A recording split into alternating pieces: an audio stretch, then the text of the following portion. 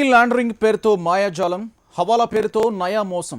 ఒకవైపు నోట్ల కోసం జనం పాట్లు పడుతుంటే మరోవైపు కొత్త నోట్లు నల్ల కుబేరుల చేతుల్లోకి చేరుతున్నాయి.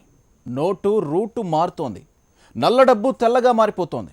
ఇంతకీ బ్లాక్ మనీ వైట్గా ఎలా మారింది? ఇంటి దొంగల హస్తం ఉందా?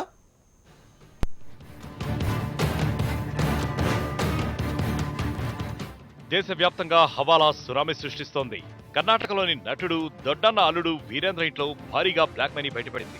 ఆ ఘటన మరొక ముందే తమిళనాడు ఢిల్లీలోనూ కట్టల పాములు పుస్తలు కొడుతున్నాయి.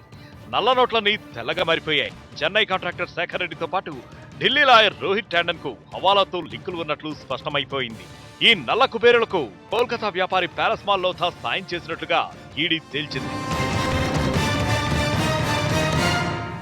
టాండన్ కు చెందిన 25 కోట్ల పాత నోట్లను కొత్త నోట్లుగా మార్చేందుకు లోథా సహాయం చేసినట్లు ఎన్ఫోర్స్మెంట్ డైరెక్టరేట్ గుర్తించింది. దీంతో పక్కా సమాచారంతో ముంబై ఎయిర్పోర్ట్ లో ఈడీ అధికారులు ఆయన్ను అరెస్ట్ చేశారు.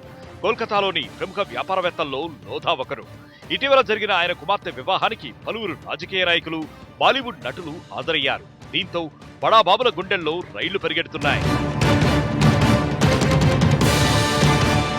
ఢిల్లీలోని న్యాయవాది రోహిత్ ఇంటిపై ఐటీ అధికారులు దాడులు చేసి 13 కోట్ల 65 లక్షల్ని స్వాధీనం చేసుకున్నారు. టాండన్ ఆస్తులు మొత్తం 1000 కోట్ల విలువపైనే ఉంటాయి. పట్టుబడ్డ నోట్లలో 2 కోట్ల 60 లక్షల కొత్త నోట్లు ఉన్నాయి. దీంతో ఆ నోట్లు ఎలా వచ్చాయన్న కోణంలో ఐటీ దర్యాప్తును ముమ్మరం చేసింది.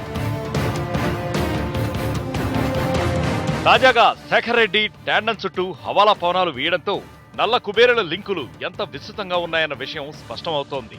దేశవ్యాప్తంగా కొత్త నోట్లను అక్రమ పద్ధతిలో మార్చేందుకు వ్యవస్థీకృత వ్యవస్థ పనిచేస్తోందన్న భావన కలుగుతోంది.